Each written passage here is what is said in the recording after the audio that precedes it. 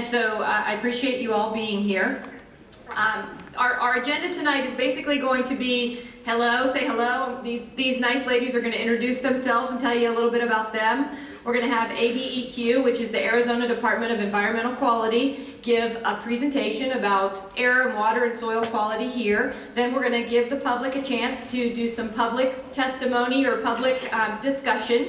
I just want you all to know that this is an informational meeting and an educational meeting. It's not going to be, there's not going to be a lot of action at this meeting. It's going to be for both sides to kind of get the information out that you want each other to know.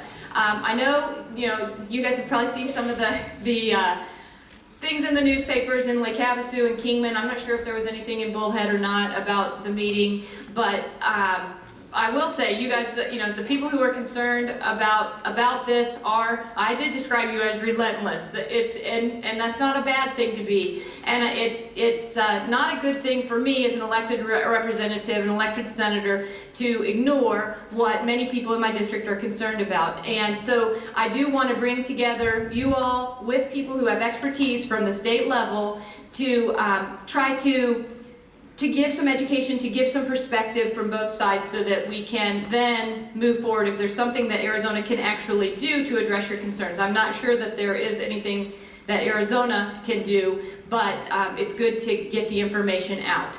I know all of you are going to behave, and everybody's gonna be on their best behavior tonight. Don't make me gavel you down, because you guys know I will. So. With that, I'm going to let these two great ladies who came, drove all the way up here from Phoenix to talk to you guys, introduce themselves, and then you guys can go right into your presentation if you'd like. She's got a lot. Okay, is this one on? Yes. Okay, I like to walk. So can everybody hear me? Yeah. Okay, great. Senator Ward, thank you. Thank you for inviting us here. My name is Sherri Zendri. I am Administrative Counsel with the Arizona Department of Environmental Quality. That's the state agency for environmental quality in Arizona. This is Beth Hager. She is our Governmental Affairs Liaison, also with the Arizona Department of Environmental Quality. I really appreciate everybody coming out this evening. I know 5 o'clock is kind of a rough time for folks, so I'm glad to see so many people out here. I want to make 2 announcements. First, I know that there's a lot of folks that have a lot of things to say. We do need to be respectful of each other. Please, can we put our telephones on vibrate? Please. And then the second thing I would like to let people know is there's a whole bunch of cameras around here. Okay, for me, for Beth, Senator Ward, that's great. We're open for the public. If you are not interested in potentially being on camera, you may want to take a look at where the cameras are and move. Okay? We've got at least 3 different sets. Here, one back there, one over there. I think at least 2 of them will most likely end up on the internet. So there's your fair warning. So I had a couple of things that I was going to talk to you guys about. Mostly I want to give you guys a chance to ask some questions and to let me know what's on your mind. The first thing I do need to let you guys know, though, I am not here to debate the science of aircraft engine emissions. I am not a scientist.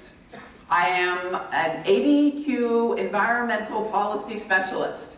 I can talk to you about jurisdiction, I can talk to you about some of the processes in our programs, how things get done. I am not a scientist.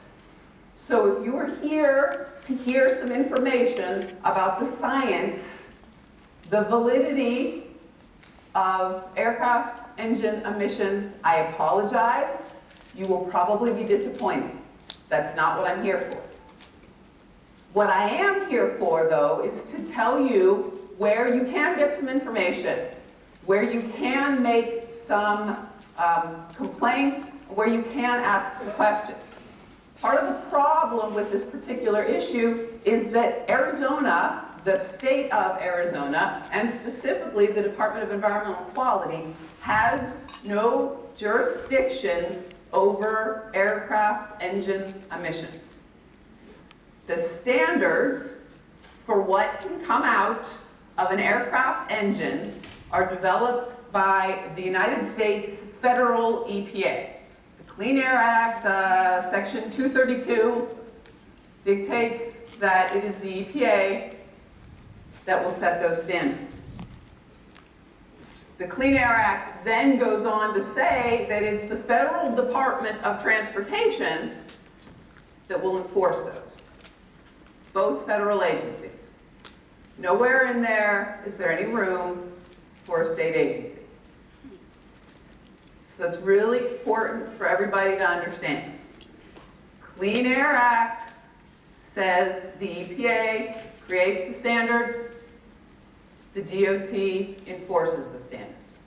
Now the DOT enforces those standards through the Federal Aviation Administration, and I spent lots of time on their website in preparation for this, figuring out where you could file a complaint. And it was not easy, but I found it.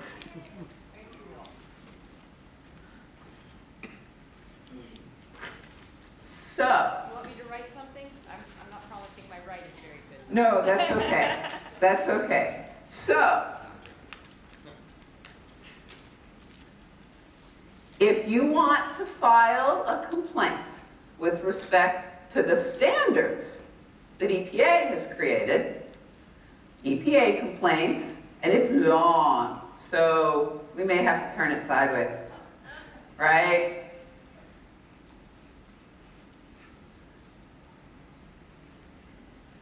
You know what, I'm going to let you write it. Okay, that's the EPA. So, but it was not easy. It was absolutely not easy to find it. Okay, so a complaint about the standards goes to EPA. A complaint about what you think is coming out of the airplanes goes to the Federal Aviation Administration. ADEQ. Yes, I have a question. Do you guys cover the emissions out of being spray nozzles out of the plane? Not from the engine, but the spray nozzle. Do you guys control that? So the question is whether or not ADEQ covers the spray nozzles out of airplanes. No, we have nothing to do with airplanes. ADEQ has nothing to do. Anything that has to do with an airplane is the Federal Aviation Administration. Yes, ma'am? Do you not have something to do with automobile emissions? We do have something to do with automobile emissions. Another form of transportation, that being aircraft.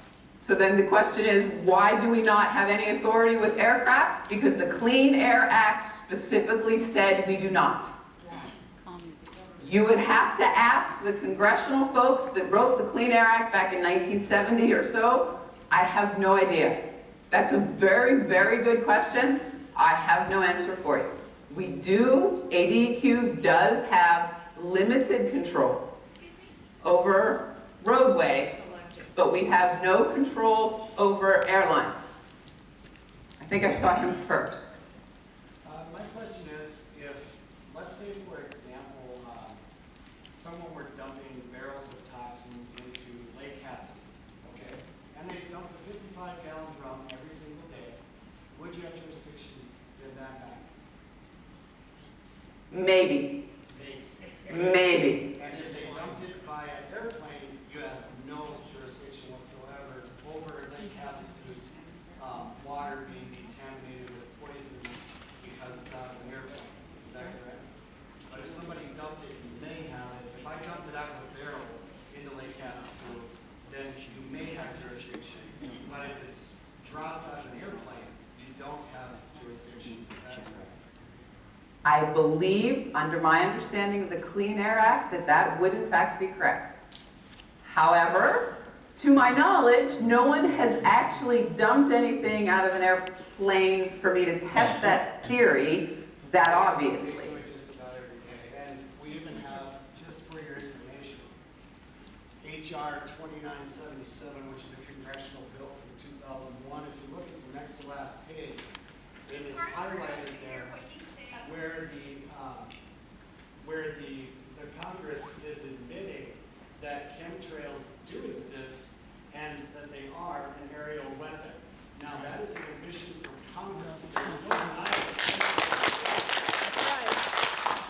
I am not here, like I said, I'm not here to debate existence, non-existence, or technical merit. I am simply here to explain what the state of Arizona can do. That's all I'm here for. We know chemtrails exist. That's admitted by Congress. We know that chemtrails do exist because Congress has admitted it. Okay, you've seen the bill right there. The problem that I think would fall under your jurisdiction is what exactly is being sprayed from the chemtrails, and is it or is it not hazardous to the people, air, and water of the state of Arizona? That's my question. That's where the investigation from neutral parties needs to come from.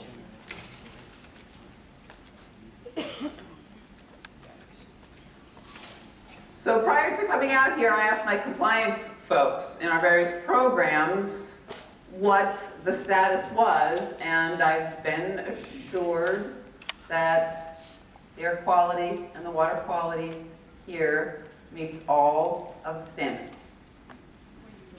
I have a question. Did you get your question answered? I was just going to offer to run around with the microphone. Oh, I thought it, okay. I have a particular financial question. How much of your department's resources are being utilized to answer conjecture and speculation about possible contaminants? So Could far, I ask I a have question? not. Real quick, it's just me. When you guys speak, could you all identify yourself and say if you're a voter in my district so that I can kind of get a picture of where you're from and who you are? That would help me a lot and I would appreciate it. Thank you. Okay, my name is John and I live in Kingman. John in Kingman, so far I have answered no questions on speculation or conjecture, therefore the state has spent no money. What I have done is come out here at the request of a state legislature to help assure her community that the state does hear what they're saying. The state is concerned and wants them to know that we are paying attention to the things in their area that we have jurisdiction over. I got some over here. Hi, Steve, Golden Valley. Can the state initiate the processes to update or rewrite the Clean Air Act of 1970? I think it's a little outdated, don't you? The state cannot. That's federal legislation. So you would need to discuss that with your federal legislators. Congressional delegation. Yes, sir. Hello, my name's Al DeChico. I live in Golden Valley, and I understand that this is a federal issue. I understand that from speaking to the governor's office, that they cannot or will not even make a statement about this. My question is, have you tested the rainwater? And if you haven't, have you seen the results of our rainwater tests? And also, are you aware that many of the people sitting in this room right here have very high levels of barium, aluminum, and strontium in their blood? People are getting sick and dying. And we want the ADEQ not just to give us a little speech today, but actually to maybe perhaps speak out against it if you know it's going on. And if not, I would suggest you do a lot more investigation. We've been doing it for years. So I'd like a comment on, one, the rainwater, what's in it, and two, what's in our blood. And if it's not coming from geoengineering, is it your responsibility to investigate that and tell us where it is coming from? Thank you.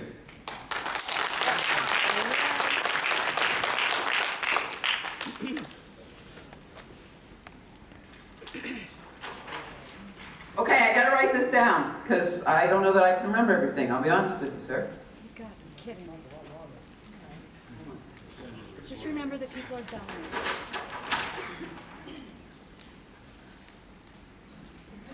Rainwater. Blood. What was your third question? No, I didn't say soil, but that is an issue. Yeah. My question is,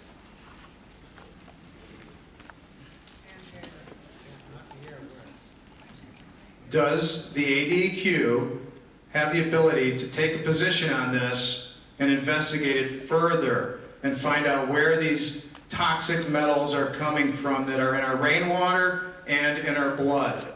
Thank you.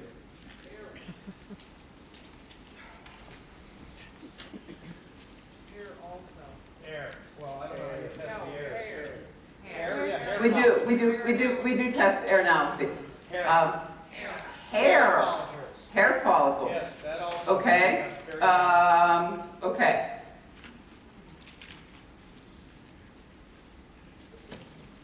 I do not know anything about the rainwater. I do not know anything about rainwater analyses. If anything has been sent to my agency, I can take a look at it and get information back to folks if you want to leave a name. I do not know anything about rainwater. Like I said, I'm not a science person. Blood and hair analyses, those you need to talk to your physicians about. And your physicians should be able to direct you as to what to do. No, they don't. No, They cannot. no, they have no idea what to do with this. The Department of Environmental Quality has no medical professionals. So that is completely outside our area. So our position on any kind of medical condition or any kind of medical issue always has been and always will be to speak to your medical professionals. We are not medical professionals. As far as soil samples go, I do not know if there have been any soil samples collected in the area. Generally, unless we have a remediation project going on in an area, we don't collect soil samples. The reason that we don't collect soil samples, unless there's something going on, which also brings me to our ability to investigate, is if we don't have jurisdiction over a particular area, we also don't have jurisdiction to spend money on a particular item or a particular area. So the legislature gives us authority to regulate things and allows us to spend money on those things. We do not have the authority to regulate something. We don't have the authority to collect samples or to spend money investigating. What is your organization or your? How do you test the air? How do we test the air? Again, I'm not a science person. I know that we have air monitors that draw air in and filters are collected. I don't know where they are. I'm not a science person. My name is Diane Lane. I'm from Kingman. I'd like to know exactly what would initiate an investigation or a soil sample. What do we have to do? What would it take to instigate you people to do that? We would have to have a release of some sort that's under our jurisdiction. And she's been waiting. Yes, ma'am. Thank you. I'm assuming you do have scientists in your organization, is that correct? We do, ma'am. Thank you.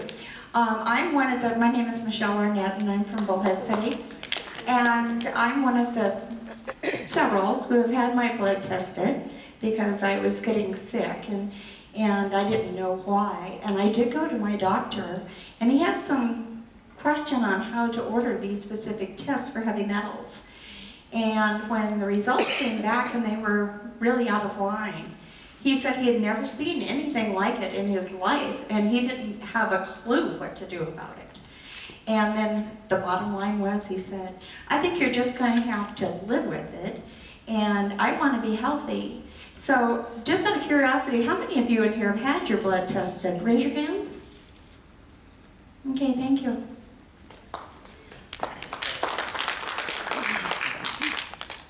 We got a couple of folks in the back. I won't lose you, I promise.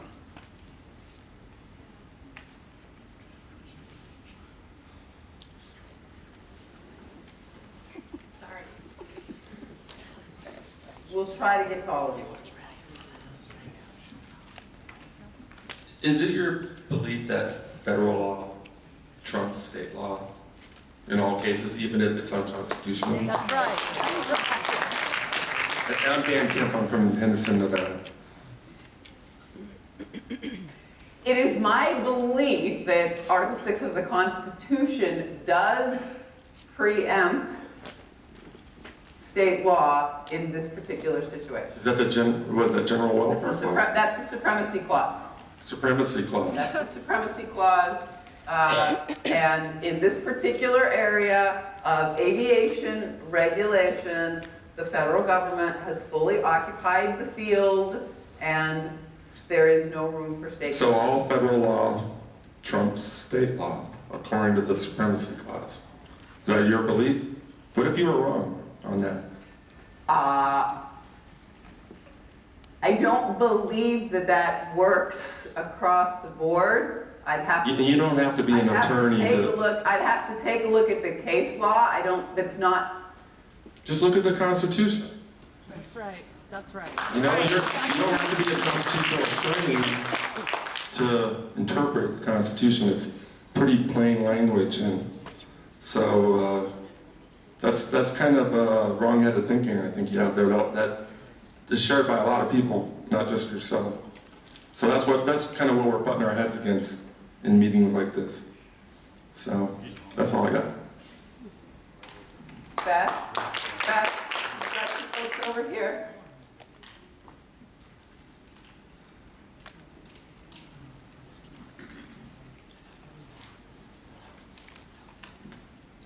Todd Howard from Kingman. I understand your skepticism, I really do. But I have a couple questions for you. Not to come up against you, but to try to get your agency moving. The ADEQ Yes, sir. ADEQ. has a mission statement, does it not? It was created for a purpose. It does. Can you tell us what that is? If I can read it, I certainly can.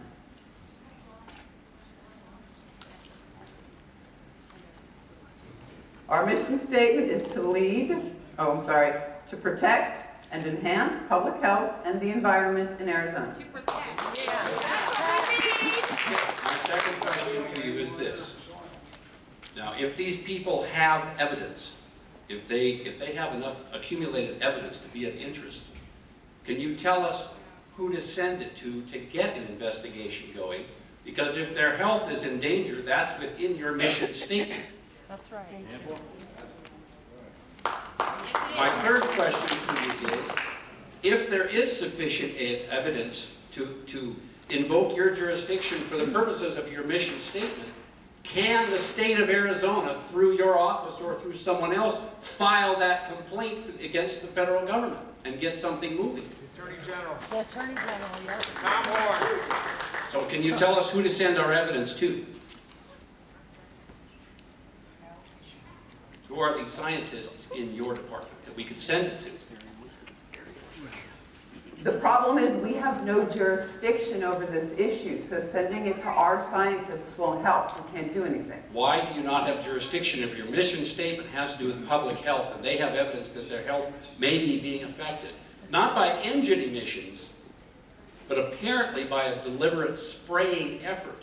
Yeah, that's right. That's right. With this your mission statement, bring in your jurisdiction in the interest of the people of the state that you're apparently intended to protect. Right. If you can't do that, what is the purpose of your department? That's right. Yeah. That's right. Well, who do we send our evidence to get our public servants moving? Yep. Yep. Hello. No, that's a valid question, and I'm honestly not sure who you could send them to because we would not have jurisdiction. Okay? What about the planes? So I would send you back. I would send you back to the EPA or to the FAA because we would not have jurisdiction over such an issue. Excuse me. Hold on, folks. Hold on, folks. I'm trying to remember, folks. Go ahead, sir. Yes, my name's John. I'm just wondering if maybe someone here could answer a question for me. Say I go to the doctor and I have my blood analyzed and I find a toxic heavy metal let's say, just for example, I find lead. Now, how do you come to the conclusion of what the source of that pollutant is? I happen to be a painter.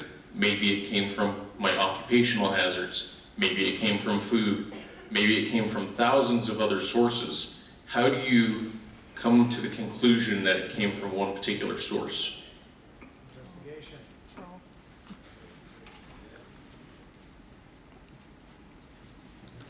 Investigation. I'm not entirely sure who that question is for. For anyone that could answer it. Well, chemtrails primarily spray strontium, aluminum, and barium. That's known, that's investigated, that's fact. So the chemtrails spray those three chemicals, so when people have a very high aluminum and barium and strontium level, then that is a really good indicator of the chemtrail poisoning. Okay. Question asked, question answered, okay? I've got a whole lot of other people that want to ask their questions. So I'll give you another chance for your second shot later. Go ahead, ma'am. Thank you. My name's Corey Gunnels, and I came here from Prescott, Arizona. I moved here about 4 years ago from Minneapolis area. I have 2 questions. For Senator Ward, thank you for agreeing to, carry on with this meeting. In my family, I have people who have been in the House of Representatives, lawyers, was married for many, many years to a physician. And I hope I can speak to this well. It's an emotional thing for me. In my family, I've had 5 people die from brain tumors in the last 10 years, and 2 friends. And when I look at this issue, like any of us, I always remind people that at one time we don't know, we don't see. And we look up and we wonder, and if we are responsible, we look into it. When we look into it and we do our research, we find certainty. Sorry. I'm speaking, when I was driving today, I'm going to back up and say I didn't know what I wanted to say today, but then I remembered I could speak for people who can't.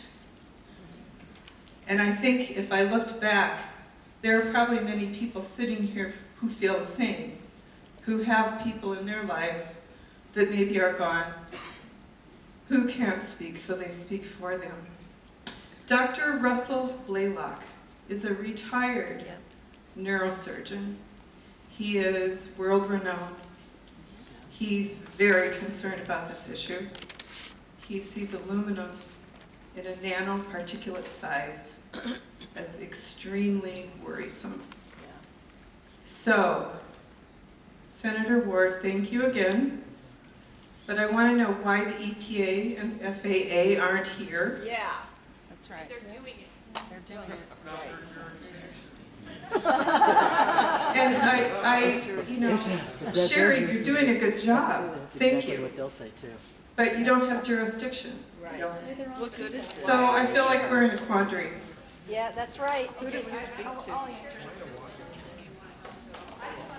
I just want to say that for me, as an Arizona State Senator, I only have connections with the people within Arizona who I can bring to you as experts. I do have great connections with Congressman Gosar and with many people in our congressional delegation as well.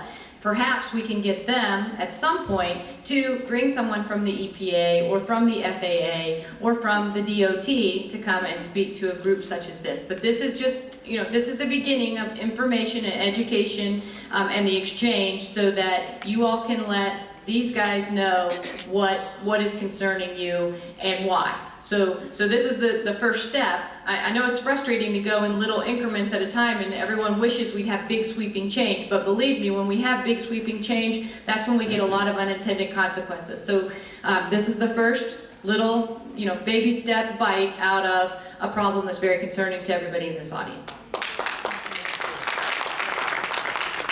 Okay, I gotta go to this side for a couple minutes. So yes, go ahead. My name is Luca Zanna. I'd like to, I live in Golden Valley. First of all, thank you for driving all the way here. I know it's very hot. Thank you, Senator, for starting to move the ball rolling. As she said, we need to do small steps. But let me tell you, more important, I want to thank you and all the people that have been pushing this issue the last few years. Because without this, no senator, no state would have even cared about all this. So we must thank ourselves, and I really mean it, okay? I appreciate you coming. I understand already, according to different newspapers, that pretty much you're here just to make some statement of jurisdiction. I read here, for example, Arizona Department of Environmental Quality will make a short presentation at the meeting, and the department lack of regulatory authority over any type of chemical spray, according to the Department Communications Director Mark Schaffer. Question is, I wish, since this is our tax dollar, this room costs electricity, air conditioning, your time, I'm sure you know, for free, and we are the one pretty much pay for all this.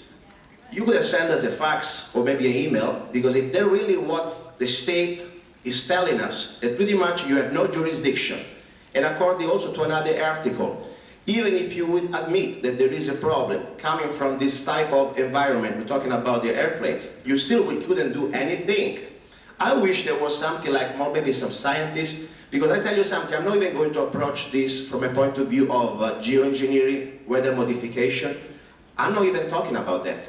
I'm talking about there is a real serious crisis, health crisis, documented, and officially I would like to serve you right now, not as a legal, but as documents that I already sent a register to the governor, to former Senator Gould, for the former representative of our district. There are like at least 12 blood tests here, created by official laboratory with real doctors, MD, and all these blood tests came back with a high, extreme level of barium, some aluminum. I'm talking about levels that go about more than 1,000%. So I forget about the airplanes, the aliens, and anything else. This is a crisis. We have people that they are suffering, and we don't know where this source is from. The barium, I tell you something. We did also some extra jobs, since we understand the state is kind of bureaucratic before it moves. And a former state representative, Nancy McLean, told us that we people in Golden Valley, we water all. First of all, these tests are buried from different parts of the county, some also are from Phoenix. And I do not water all, I got my own well, and I tested the well, and the water is clean and pure. Food. The last meeting at the county, a few years ago, they told us that we get it from food. We do not live in a commune like in Russia, okay? Everybody got their own homes, and everybody grow or buy their own food. So there are a lot of things that I think is a state duty to investigate. I want to bring you here today officially, ma'am, this is for you. There are blood tests with names, some they're being blacked, but they're real blood tests that deserve attention. And it's your duty, moral and legal duty. You're on the record.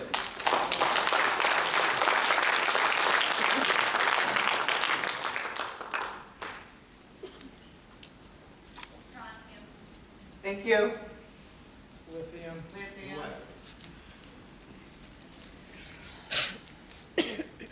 Fungi, molds. Red blood cells. Okay, I'll take that back with me. So, she was waiting for quite a while. So I apologize. I know that some of you keep having to raise your hand up and down, but.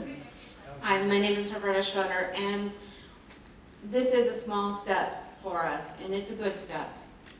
I would like to see a state committee formed to look into these allegations, because today I handed a report that I found on the internet to these nice ladies for Senator Ward.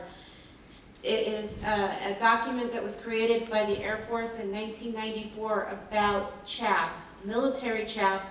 Its whole purpose is to create confusion and stop radar from locking onto the fighters and the ships over in the sea. Now, these planes fly higher than your commercial jets, and your commercial jets when they're traveling, they put out water vapor and hydrocarbons, Right, which will naturally collect chaff that is falling down through it, binding it just like it does dust particles and any other kind of dew particles that are going to be in the air. In this report, all of the chemicals that you're mentioning were found not only in the 3 kinds of chaff, but also in the 3 kinds of delivery systems: the airflow, the flares, and the explosive cardboard boxes. This is where I believe that most of the chemical problems are coming from, and the jet emissions and the additives with the fluorocarbons and the chemicals that are in the additives are only adding to the problem by collecting the chaff, and then as the rain comes, it disseminates it all the way down to the earth, and we get it on plants, animals, and people. So the government is well aware of it, and Senator Tom Harkin's office put out a general accounting office report in Iowa in 2006 because there was a family in Iowa who, after seeing many of these trails over their house, the next day the rain came, there was pink glittering solution covering the ground, on the dash of their car, on the roof. They picked it up and they analyzed it. Senator Harkin's office came out and analyzed it, and what they discovered, what it was military-grade chaff, which consists, they have some that is lead-based, they have some that is aluminum-based, and then they have fiberglass particles that are very small, ranging from 2 microns all the way up to 2 inches, that are coated in aluminum. This is what they determined was the substance on the ground. And within that substance, they found naturally occurring viruses and so forth, and fungi. But they also found that it contained, my notes,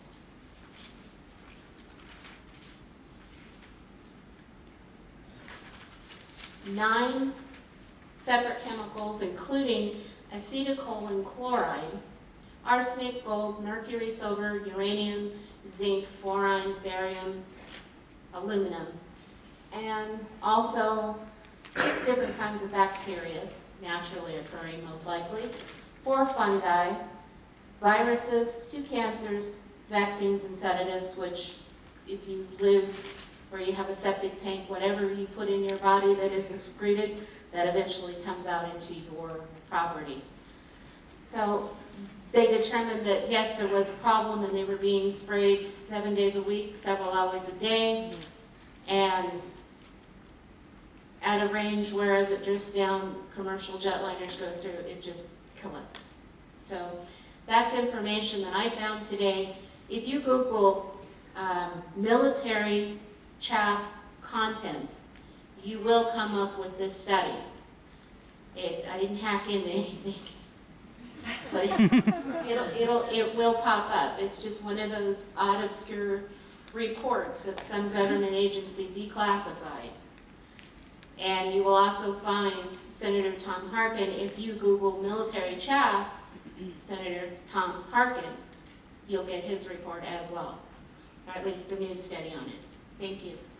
Bless you. Thank you. Greg Mack, Kingman, Arizona. This is a serious problem. Yeah. Yeah, it is. You're pretty much saying right now that your agency, your hands are tied and everything's out of your jurisdiction. And you spoke earlier, you have standards. I'm curious to know when those standards were set and when do you renew them and do new tests to see what they're dumping on us? So as I mentioned earlier, the standards for aircraft engine emissions are developed by EPA. I do not off the top of my head know when they were last reviewed. That's a very good question. But EPA develops those standards. Aren't you in charge of air quality? This isn't emissions. emissions. It's not emissions If from we could airplanes. keep for hand raisers, just so we can make sure we get to everyone, that would be helpful. Thanks. Okay, first of all, my name is Deborah, and I'm from Mesa, Arizona. This is not emissions from an airplane. That's completely disinformation. It doesn't come from engines. This comes from spray nozzles that are retrofitted on airplanes. And I want to know, that's right. My question is, if you don't have any jurisdiction over the air quality, or over the air, when they fly up in the air and they dump this on us, who has jurisdiction over the generators while they're on the ground?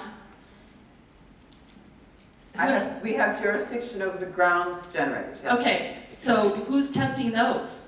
And the airplanes that emit these while they're on the ground, before they fly up in the sky? She has jurisdiction. Right, Evergreen. Evergreen Aviation.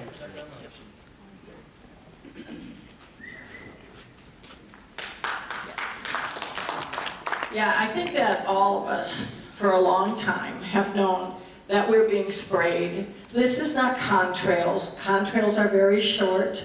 Chemtrails go along the sky, and when you see these planes go from one end of what you see to the other, and back again, and back again, and back again, and you have sometimes as many as 10 planes doing this at one time. And you know, we have gotten a hold of Jan Brewer's office and the senators throughout the United States. And in Jan Brewer's office, finally, they said, oh, well, you need to do the FAA. We got a hold of them, nothing. They said, there's nothing, it's contrails. So then we go back to Jan Brewer's office, and no one will talk again. And really, frankly, we're not the only people. There are people all over the place that have sent information in. Now, you're here, and you're inadequate to be able to take care of this for us, but whoever can, anybody who's in a place of power, like Kelli Ward, or you in your office, you need to really push this, because really, we are being sprayed like we're bugs, and it's really not okay.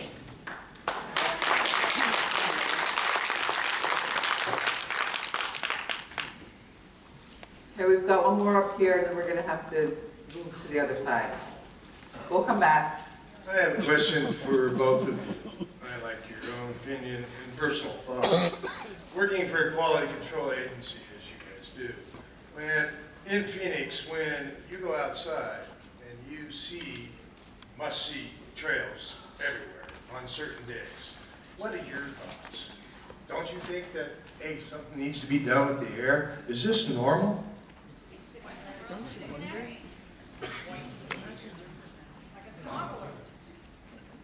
My daughter did ask me about them the other day. She said it looked like a tic-tac-toe board. That's right, that's right. Is it normal?